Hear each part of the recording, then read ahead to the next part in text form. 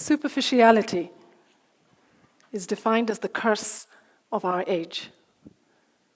Now, superficiality is defined as lack of thoroughness, lack of depth of character, and lack of serious thought. When we show up for meetings, conferences, seminars, when we're on a panel, or even when we're in family events or on a date, how do we show up? Oftentimes, we're on our phones, our tablets, our computers.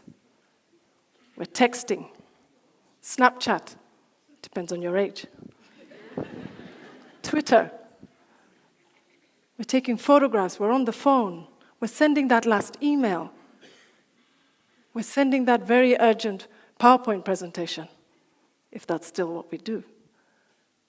But what you find is we're caught up in the there instead of in the here.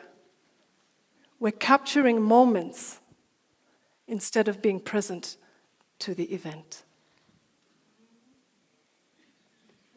Many years ago, I was accompanying my significant other to the birthday party for Nelson Mandela in New York. And the organization that he worked for sponsored this event, as it had for the 2 years prior. But this was the first time I was attending. The organization was based in Bahrain. It was the period of Ramadan. And most of the board members were of the Muslim faith, so they were not traveling. But my husband would represent them at this event, and I got to come. It was the last day of school for my 2 children. I lived in Amsterdam at the time. And on that last day, there was also sports day. So I pick them up, and I get them home, and I head off to the airport. When I get to New York, there's a driver there to pick me up, and he hands me my invitation card, which I need in order to gain access into the building. When I look at the card, it says, arrival time, 5:43. I'm Kenyan.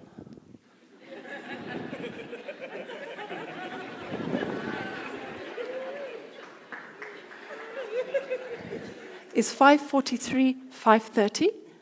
Or is it 6? But because I'm Kenyan, it's actually 6:30. Anyway, the driver had made it abundantly clear, ma'am, you got to make sure you're on time. And he said that if I was late, I'd be bumped to the back of the queue. So after changing, I head off to this venue. The venue was the Grand Central Station, the main train station in New York, which had been converted into this most spectacular venue. Before I left, I had asked said significant other, what's the theme? Who are the attendees? What am I wearing? Because us ladies, we check in. And he said, no, it's good. It's just a dinner. I said, but who's attending? And he said, I guess corporate America. So I arrive at the said venue. The doors are flung open. It is 5:43. Cameras, flashing bulbs everywhere. My jaw is on the floor. I am thinking nothing nice about said significant other. Now, I know the gentlemen in this room are thinking, oh boy, oh yeah. Shortly, as I get out of the car, a lady appears and she says, I will be your chaperone for the night. I'm thinking, hello. And I'm also thinking, this is not just a simple dinner in New York with corporate America. And I see before me a very, very, very long red carpet. And interspersed along that red carpet are white X marks. She tells me, stop at the red marks, stop at the white marks, and answer a few questions, and let them take your photograph. Okay, significant other, I still haven't met him yet.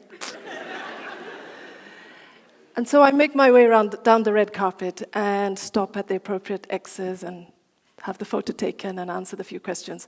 These were the camera crews from the various TV stations around the world that had come to witness this event. Eventually, I get to the end of that red carpet.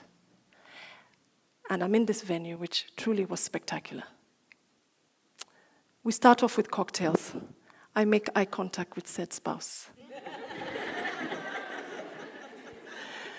After a little while of cocktails, my guide leads us to the dining area, which is also another beautiful, beautiful venue. And when we arrive at the table, I gather then that it is the high table.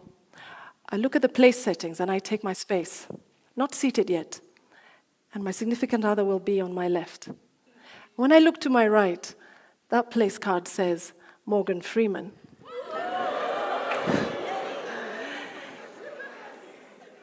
And I am Kenyan.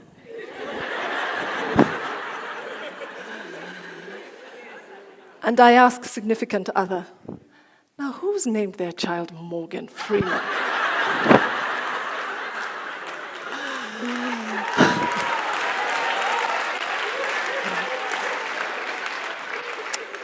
And he says, it's a Kenyan. It's a Luo. After a little chit-chat with the other guests, a gentleman appears to my right and he says, good evening, Mrs. Alai. I'm sorry to keep you waiting. And it is Morgan Freeman.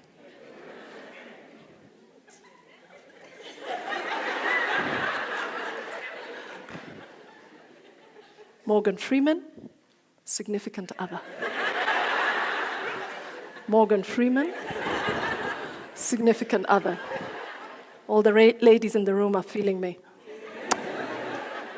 He was an extremely charming, energized, intelligent, and extremely gracious man. We were laughing in no time, anecdotes, and it was just easy. While we're having our rapport, because obviously significant other is not my priority. I see that he's looking over my left shoulder, and I note that the room is quieter, and I hear, good evening, Morgan. May I say hello to Mrs. Alai? And I turn around, and the gentleman says, good evening, Achie Alai. It's a pleasure to have you. How was your flight into New York? And I say, it was fine. My jaw is on the floor. And then he says, how are Ayala and Cato? Now, those are the names of my two children. And the gentleman asking me the questions is President Bill Clinton.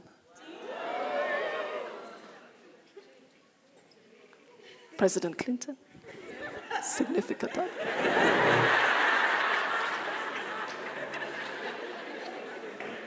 Anyway, I'm sure, answered the questions, and after a little while he moves on and he engages with the other 11 people on the table.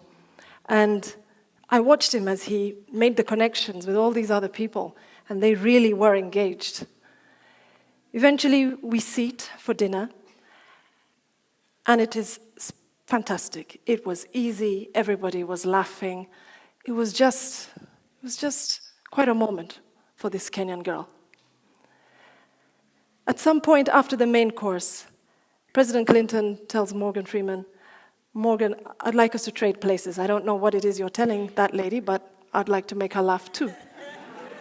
So they trade places, and I get to spend the rest of the evening until about 1:30 a.m.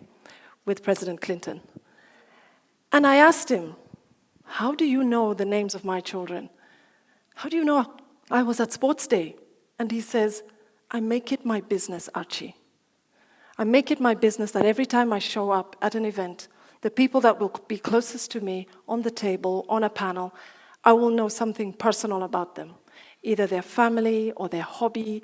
I'll know a happy thing that's just happened to them, or indeed a sad event that they might have gone through. And I just wasn't okay with this. And I said, well, there's 11 people here. Do you know something about everyone? And he says, I do. And I said, but you fly everywhere. You're at dinners, you're at lunches, you're at breakfast, you're at conferences around the world and in the States. And he said, I make it singularly my business. So the evening progressed. It was amazing. Towards the end of the evening at 1:30, we're all headed out to get our respective cars. And he comes to say goodbye, and he says, Achie, let me gift you this. As you walk through life, be kind to people. Remember something about them. It makes the difference. Life becomes softer. Life becomes more gentle. And so, I returned back to life in Amsterdam. And I carry that with me till today. What did I glean from the time at that dinner? I learned 3 things. 1, I learned that you have to be personal. You have to engage fully with the people that we speak to, the people we transact with, privately and in our professional capacities. We need to check in, maybe on a personal thing about them, just like President Clinton had. So that's the first thing. The second thing I learned is that you have to be fully immersed. You have to be fully present to that event, to those moments that you are with these people. Don't capture it. Be in it. And the third thing I learned was be prepared. President Clinton had no business knowing about my children, about Sports Day, and about any of the personal stuff that he garnered about any of us. But he did the work. And so, when he was with us, it mattered. What I learned is if you are prepared, you make the other person feel validated, recognized, and appreciated.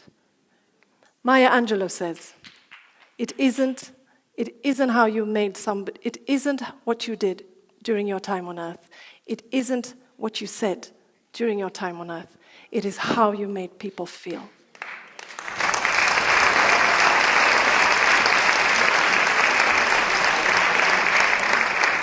So in conclusion, there comes a time when each of us needs to check in and ask, how do I show up? Thank you.